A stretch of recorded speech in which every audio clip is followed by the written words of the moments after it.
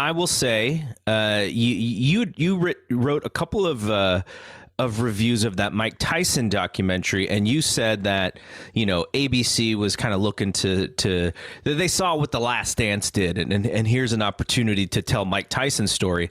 And I thought that The Kings was like the boxing version of The Last Dance. Yes. And I actually thought it was better. I thought it was better than The Last Dance. You know why it was better, Garrett? Michael Jordan's always been apolitical. And so The Last Dance, you didn't see anything about politics. Yes. What I loved and what differentiated the Kings from the Four Kings, Kimmel book, even though you visit a lot of the same stuff, you have to because he wrote the book, was the mixture of Reaganomics, politics, Iran-Contra, and, of course, the situation in Panama. And we learned just how nationalistic Roberto Duran is when it comes to his country, Panama. And the father-son relationship he had with General Torrijos, who, and I've thought this is the day it happened. When his plane went down in 1981, my father and I looked at each other like, the CIA killed that man. Yeah. And then they put in the puppet, Daniel Noriega, who was put in there by Reagan and Bush, and he does whatever he wants to until Bush decides, I got a scapegoat. Because everybody knows that Noriega had a relationship with Pablo Escobar when it came to cocaine trafficking. Mm-hmm. And so what Bush did, and they still do not bring him in the line of fire that he deserves, because he was in charge of the CIA, and he, along with Reagan, put Noriega in charge. The same guy that he ousted out of Panama was the same guy he put in power. Yeah. You know the thing, I think Ronald Reagan is maybe the biggest heel in the whole documentary. Yes. And, you lived through the 80s. I was young living through the 80s, right. So I didn't really, I would say I had like this interesting look at the 80s, but if you did not live through that time frame, this is actually a really great documentary to look back and to learn, because so many things go on in this documentary that are explained through a 2021 lens, and you just realize how poor of a president for a specific demographic of people Ronald Reagan was. If you look, I grew up in the South Bronx. At that time, he decimated all the social programs that were keeping kids off the streets. He cut in billions of dollars after school programs, community centers. There used to be everybody got free school lunch. Now you had to fill an application, and if your parents made a certain amount of money, you had to pay for school lunch, and it would be a minimal amount of money. It wasn't like, my father makes $50,000 a year in 1980. No, if your parents make $10,000 or more, you had to pay for lunch and breakfast, which was ridiculous. You had kids going to school. A lot of times, Garrett, kids would go to school because they had to eat. Mm-hmm. But once you took away the food, I don't want to go to school. See, if you get the kids in the building, and then there's a chance they can learn. Yeah. Right, with the free breakfast and lunch program. You don't have that anymore. Well, I can starve at home. Yeah. I can starve at home. What the hell? And no after school program. And when you don't have after school programs or community centers, the kids are in the streets, and you know what can happen in the streets. And you saw what happened in the streets: the introduction of crack, the introduction of guns, and we all know that came through the CIA dealing with the Contras and trying to overthrow the government in Nicaragua, the communist government in Nicaragua. That was all under Reagan's watch. And that was all authorized by Reagan's administration. If it wasn't Reagan, it was George Bush, because George Bush was in charge of the CIA before he became vice president of the United States. And I love how the documentary brings that out. And it shows the conditions of Detroit and York, where Tommy Hearns and Marvin Hagler were from. The automobile industry, out. The unemployment benefits cut. It was just ridiculous. The poverty that, like Garrett said, a certain demographic, and I'm talking Hispanics, Asians, and blacks had to deal with in the inner cities. They were given crumbs while Reaganomics were giving tax breaks to the millionaires and billionaires. And, it's so crazy because, we heard a certain phrase by make Ronald. America great again. And I think somewhere I knew that that's where Donald Trump got the phrase Yes. from. But when you see Reagan say it, it just hits you like a right hand right to the nose. I was like, oh my God. I always said, Garrett, that Donald Trump's political playbook came from two people that are lionized in American history and are two of the most evil American government heads that ever lived, and that was Ronald Reagan and Rudy Giuliani. He copied so much from those guys and used it, and the people, his people that love him to this day, they ate it up.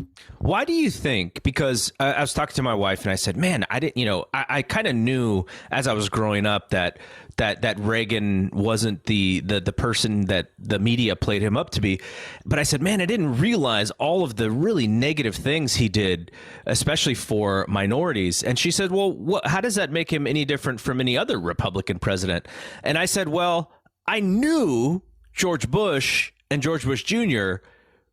were bad people for a demographic, but I didn't realize that Reagan was as well, and that he actually is the person who puts this playbook out there.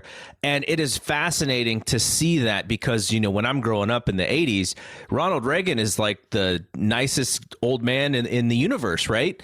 And that's how he's portrayed on television. Yep. That's how he's portrayed in the media. But you would see, if you could go back to certain like comedy stuff, like stand-up comics are kind of like the philosophers of the time, right? Yeah. And so you see Eddie Murphy cracking on Reaganomics, but Eddie Murphy's going to be rich at some point, so he's he actually benefits from it. But George Carlin was his biggest critic. Yeah. So it's a really amazing look. The boxing stuff, which we'll talk about here in a second, but the political aspect of this was the thing that just really blew my mind, because I thought that the director of this thing, Matt Whitecross, I thought he did a fascinating job mixing the sport with the politics and basically showing the parallel lines of what was going on in the world. And the parallels were on point, because Ronald Reagan ushered in the 80s era of more is better. More is better. High finance. And Sugar Ray Leonard was the perfect example. And Sugar Ray Leonard set the playbook for being apolitical. Sugar Ray Leonard was never political. Sugar Ray Leonard was smart. He visited the White House. He was going to a broader audience. And who copied that same playbook? Michael Jeffrey Jordan. Mm-hmm.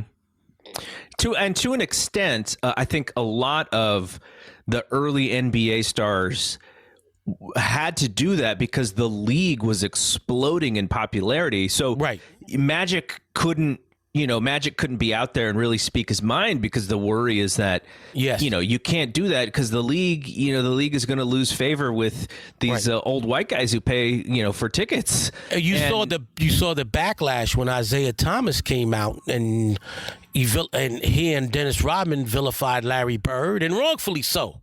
Yeah. I mean, Larry Bird would have been great if he was green or from the planet Pluto. They picked the wrong white guy to rip on. There's a few other white guys on that Boston Celtics team you could have talked about.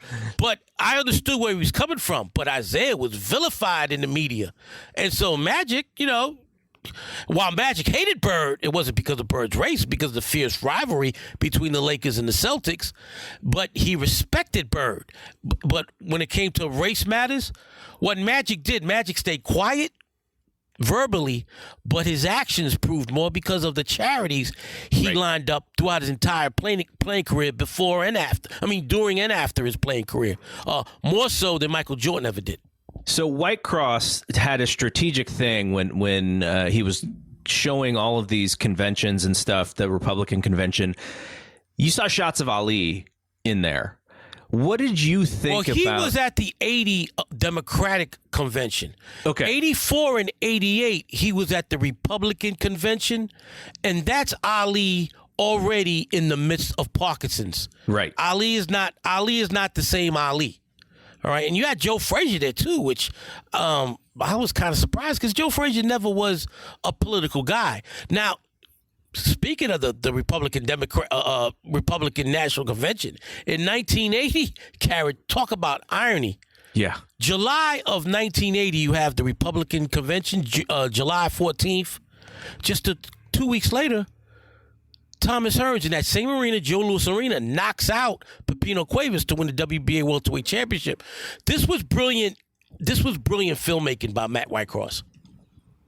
It's amazing because I didn't even know who Matt Whitecross is. Like he's from the UK, so I mean I'm sure he's a pretty big boxing fan. It's just funny how in pop culture and in Hollywood period or filmmaking that the Brits have taken over. They're just taking over. I should put out the best stuff. Yeah, I should have probably looked him up because I didn't recognize his name when I saw it. So he's a year younger than me, so he's not even really. So he didn't, because I saw I would have probably remembered the Hagler Hearns fight as the first one that I really saw with my own eyes, right. And knowing what's going on. And so he's younger than me, so he couldn't have even watched these fights live, which I'm sure you watched the majority of these fights live. I saw all them live. Each and every one of the Four Kings fights live. All of them were on closed circuit. I saw them all on closed circuit because back then pay-per-view was very minimal. And the neighborhood I grew up in, and I lived in throughout that entire decade of the 80s, cable didn't come to my neighborhood where I grew up in until 1995. So even if we had cable and a possibility of getting pay-per-view, we couldn't watch it. So I did look his Wikipedia up. He's a music guy. Like he's done a lot of music documentaries, and he's like he kind of. He's a documentarian. He's a documentarian. All right. Yeah, he did a lot of music videos for Coldplay as well, and he's just mostly music stuff. So I don't see any sports music stuff. Video directors. They really make it into Hollywood. I mean, Brett Ratner, he started out as a music video director. Yeah. So very interesting. I'm fascinated. I'm actually, I'm going to keep my eyes on his name because whatever he does after this, I'm probably just going to watch it. Yeah. Okay. So let's talk about, it's a 4-part series. Now, if you have Showtime, they're showing them every Sunday for the next 3 Sundays because they showed the first one. But if you have the streaming platform, Showtime, anytime, all of them are available to just watch. And if you have regular cable, they're on, all 4 are available on Showtime On Demand. Yeah, so we were able to watch all 4 of them, and man, I rarely watch things. Like I'm not a binge watcher in general, just because that's not how I grew up watching TV. Is just soaking in everything at once. But knowing that I wanted to talk to you about this, I was kind of forced to do so, but I couldn't stop watching. Like, you get through that first episode, which kind of lays the groundwork, and it's the end of it is Leonard and Duran, and you're just like, oh man, the way that they end that episode, you're like, oh, okay, I can't wait to get to Leonard and Tommy, and then at the end of that other one, you're like, oh, I can't wait to get to Hagler Hearns, and then so it was just so well done in the way that they set up each and every episode. Did you have a favorite episode, or did they all just sort of blend into like one 4-hour movie for you? Before I answer that, when I first heard of the documentary, somebody had reported, and this was a well-known boxing media guy, I think it was Mike Coppinger, had had tweeted that each episode was going to be encompassing one of the kings. It'll be one on Hearns, one on Duran. And I'm like, oh, that sounds interesting. So that's what I was expecting when I tuned in Sunday night. No, this was 1,000 times better. Yes. This was much better, because if you would have did it fighter by fighter by fighter by fighter, you'll be repeating a lot of stuff. You couldn't do, or if you do a Sugar Ray Leonard documentary, you're talking about the other 3 guys because those were his 3 biggest opponents, and the same for all of them. So, yes, my favorite episode was episode 2 when they showed the rise, because like I've mentioned on this podcast many times, Thomas Hearns was the first fighter I followed from the beginning of his career. That's why he's my favorite fighter of all time. He was the first fighter that I followed from the day he turned pro until the day he retired. And they showed those early fights, and I was loving it. Jackie Callan was tremendous. Yes. Former Kronk publicist, a former manager of James Toney. She was one of the best. Her and Teddy Atlas were incredible with their commentary. They hit the nail on the head. And Jackie was great because her and Tommy was so close that she brought up stuff that no one had heard before. And she talked about Tommy's humble beginnings. And the story of the monkey was just out of nowhere. That was laughing. Great. And what I also loved when Thomas, who has slurred speech, yes, spoke very eloquently in this documentary. It's like he was up for it. He was very clear and concise, which he was on the Mike Tyson podcast, and he sounded like oatmeal from time to time. But here he was very concise, and you understood every word he said. Yeah, and he remembered everything from back then, and he talked about when his father died, and the love he had for Emmanuel Stewart as the father that he didn't have in his real father. That was tremendous. So episode 2 brought all that to light, and all 4 are great, but number 2 is my favorite because Tommy's my favorite, because that was the most centered Hearns episode. They did the subtitle gimmick with him, but I didn't think they needed it. They didn't need it. They did not need that. That, to me, that was a slap in his face, and I forgot. That's one of 2 negatives in this 4 hours that I have. The other negative I'll bring up real quick, because it involves Hearns, is no mention whatsoever of his incredible 1991 victory over Virgil Hill, which happened almost to the day 30 years ago, June 3rd, 1991.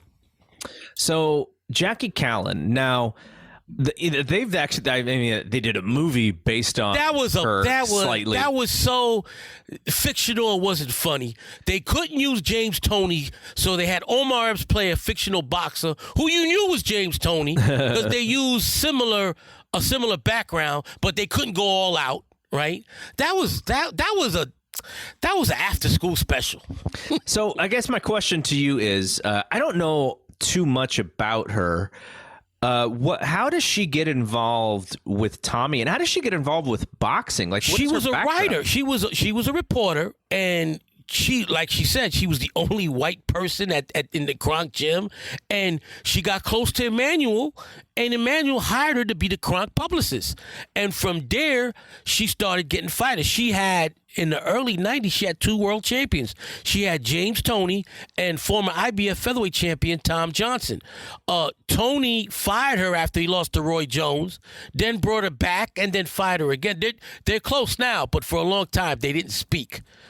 So Jackie Callan, her father was a fight fan. She grew up loving boxing. She's one of the biggest, along with Eileen Eaton, probably one of the 2 biggest female, whether it's promoter or manager in the history of the sport. Okay, so I don't know which episode is my favorite. I probably, the older stuff I always am fascinated by, because there's stuff in both of the first 2 episodes that I've never seen before. Which episode was the one that showed both the Leonard Hearns and Leonard Duran no mas fight? I think it was number 2. Yeah, right? that was number 2. Yeah, that's another reason why it's one of my favorite episodes. And then we finally got the truth after all these years of why Duran quit. Remember, for a long time, he wouldn't tell you. They even had the no mas 30 for 30, where Sugar Ray asked him, and he wouldn't give him an answer. Yeah. Well, so here's the reason why I like the older episodes better. It's just because you get to see stuff that you've never seen before. I never saw the stuff where Ali is doing the color commentary on some of Sugar Ray's amateur stuff. I'd never seen any of that Marvin stuff before. Marvin Hagler with hair, and he's a good-looking guy. Yeah, I was like, look at this dude. He's dark and handsome. I would have, because Marvin just passed away. I kind of wish they would have talked a little bit about the post career, why he never came back, his frustration. That's another negative. You're right. That's 3 negatives on this documentary. They just said he went to Italy and started making films, and that was it. But there's a whole thing where he and the wife get divorced. Yep. He has like a whole brand new family. Like that's the stuff that I was like, wow, I wonder what happened there. They left. They probably filmed stuff like that because Marvin was with them all the time, but a lot of stuff has to get cut out. It's only 4 hours. Well, yeah, Whitecross said that they could have did 10 hours, which would have been The Last Dance. I'm like, let's do it. Come on, 10 hours. Get that 6 hours ready. Yeah. Let's get the sequel. Yeah, exactly. So seeing Ali, a younger Ali, doing commentary, that was really fun. Just seeing a young Sugar Ray and it, also there was also this constant battle between, and they were doing it to sort of show the difference between Hagler and Ray, because Hagler couldn't afford to box amateur. He had to go make money. Sugar Ray was able to go into the amateur and use that platform. But it's funny, though. The things Sugar Ray thought that after winning the Olympic gold medal, he can go to college and whatever he wanted. I think he wanted to be a business major and make money after graduating from college. He needed instant cash now because both his parents were very ill and he was severely behind on child care payments, and he wound up marrying Juanita, but he had to. But going to college and being married with a 2-year-old baby, that's not paying the bills. And there was an interesting thing that I'm sure I read about this, but I didn't remember it, where the way that they had to claim the welfare, was it welfare that they needed some sort of assistance, and in order to do that, Juanita had to basically say that Ray was not around or something. Like there was that's an old. My parents did the same thing throughout my entire childhood, because what my father was making was not enough to take care of us, and my mother couldn't work also because she had 4 kids. Who's going to watch the kids? So my parents drew up separation papers, and by showing those separation papers to what they called it back then. Anyway, the welfare system, they granted her food stamps and welfare. They didn't grant food stamps and welfare to married couples, especially if there was a man living in the house. Even if Sugar Ray wasn't working, they weren't going to give them welfare. Wow. Yeah. So that makes all the sense, because a lot of inner city, lower class families were doing that, and they had to do that. They had to beat the system to get by. Because if a man, my father's only making $12,000 a year in 1980. He's got 4 kids and a wife. That's not, and you got to pay rent. Yeah. And he had a car. He had to make car payments and heating bill and gas and electricity. He's being a negative. Yeah. No, I know that it made so much sense, but I guess it just shocked me to hear him. What he went on like it was in David the book Letterman too. or something. It was in the book. It was in George Kimball's book, and it was in Sugar Ray Leonard's autobiography. And I'm like, I felt that because I went through it. I knew it, and I also said when I was a kid, I will never have my wife have to do that. I've never been married, but if I had, that never would have been the case, because nowadays both parents work. My mother couldn't have worked because whatever she would have made would have been minimal, and she couldn't have paid for childcare. And we were too young to watch each other. So there you go. So because of obviously they had all 4 are alive while they're filming this. Marvin passed away very recently. After it was filmed, right? Yeah. Duran is a giant positive as far as getting him to speak and getting him to analyze what was going on. Now, I don't know. He was so open. Well, there's a moment where he talks about a threesome. Honest with it. And he was brutal. I think he fibbed There was rumors back then that he dabbled in cocaine. Yeah. All right. Now, if he doesn't want to be honest with it, I'll give it to him. But I doubt that he never dabbled in cocaine, considering the lifestyle he was leading in between fights. But that being said, his brutal honesty when it came to why he quit, his feelings for Torrijos, his feelings for Noriega, his feelings for the American government, and his hatred of the American government because of what the soldiers used to do to him and his family when they tried to cross into the canal.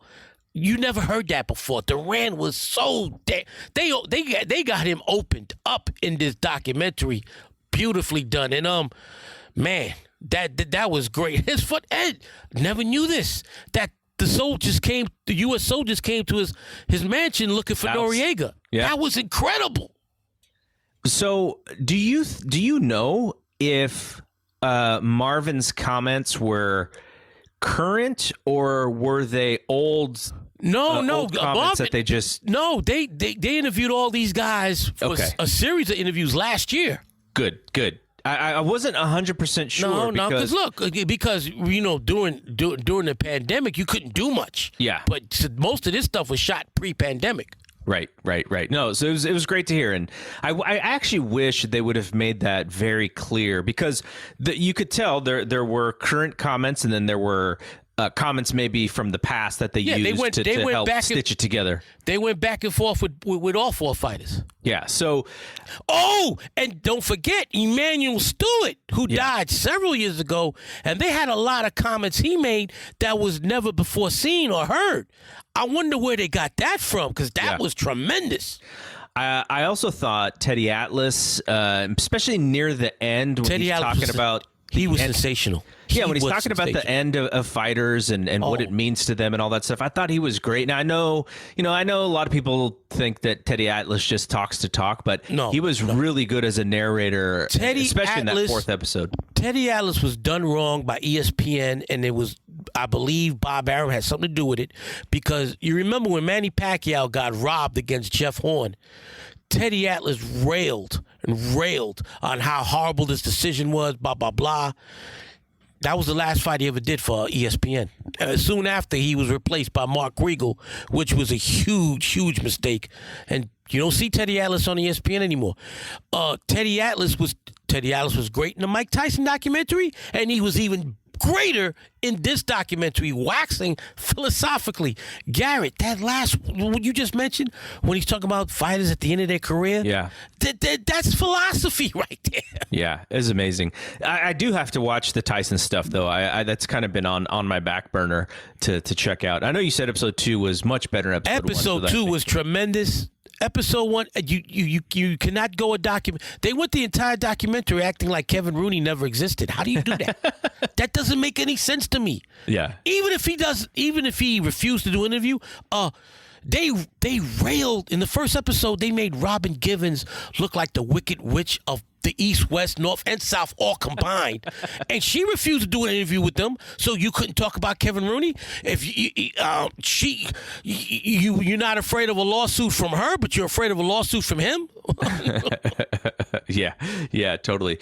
All right, so I guess the only other thing I wanted to ask you about when it came to this documentary is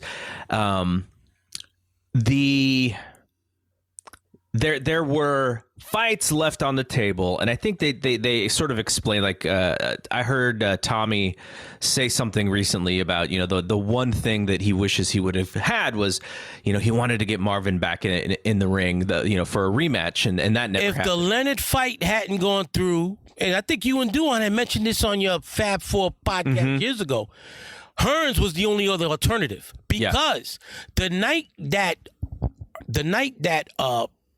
Hagler knocked out Mugabe, the co-main event was Thomas Hearns against James Schuler in an WBC elimination fight. Oh, I remember that. I remember the marketing for that show. He knocked out Schuler with a spectacular right cross in the first round.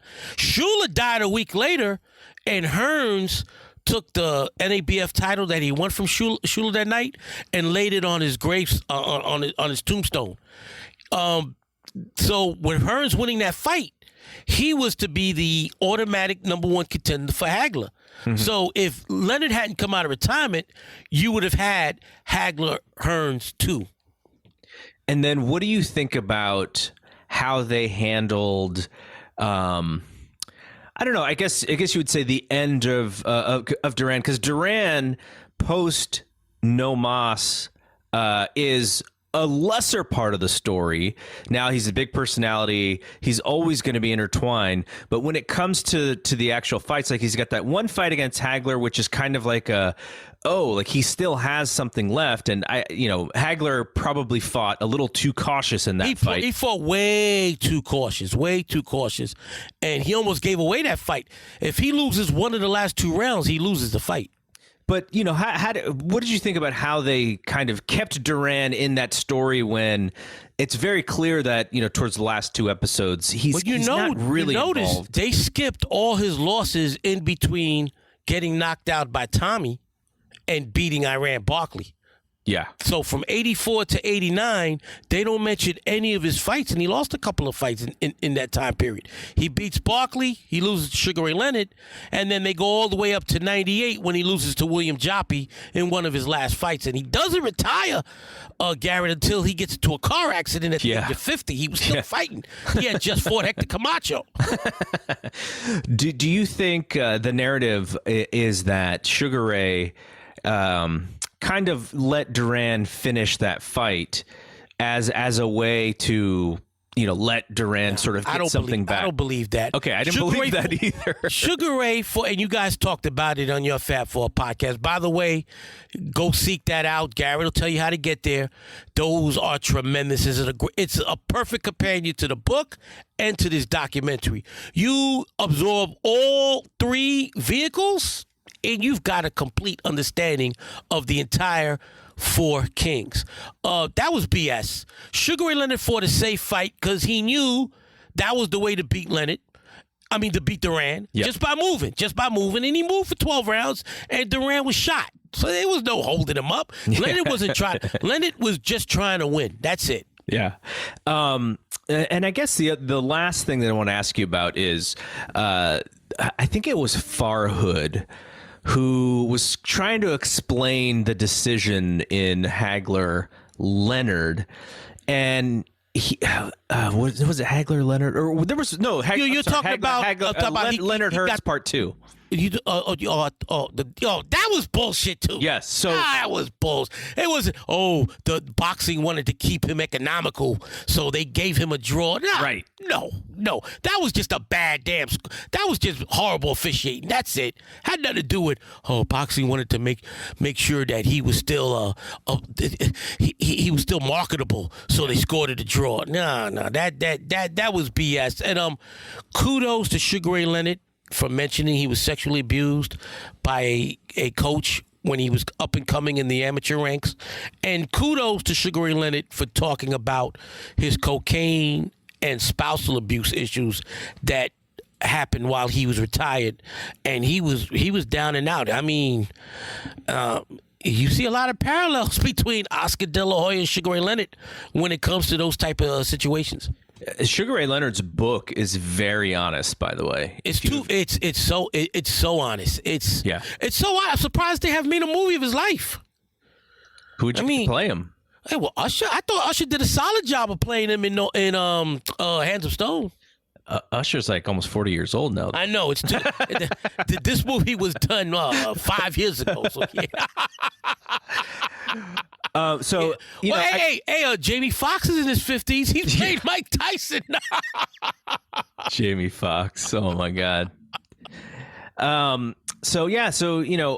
would say unfortunately, it doesn't have the ESPN machine. It doesn't have the Michael Jordan machine behind it. But man, as many people as possible should go out of their way to watch this thing. Not only for the boxing community, because there are lessons to be learned from this, but yes, as a movie, it is just tremendous, and it gives you a really great perspective on what the 1980s were really like. And I want to bring a boxing tidbit here, a fun boxing fact. Remember, before he fights Duran the second time in the Superdome, Ray Charles does the America the Beautiful, right? Yes. And Sugar Ray was hyped because his parents named him Raymond Charles Leonard because that was Ray Charles' name. But that wasn't Ray Charles' full name. Ray Charles' full name was Raymond Robinson. Ray Robinson. Wow. He changed his name to Ray Charles. He was Ray Robinson. He was born Ray Robinson. And Sugar Ray Robinson, who Sugar Ray Leonard got his name from, real name wasn't Sugar Ray Robinson, it was Walker Smith. So it's crazy how Ray Leonard intertwined the two most famous black Rays of all time, Ray Charles and Ray Robinson, and Ray Charles' real name was Ray Robinson.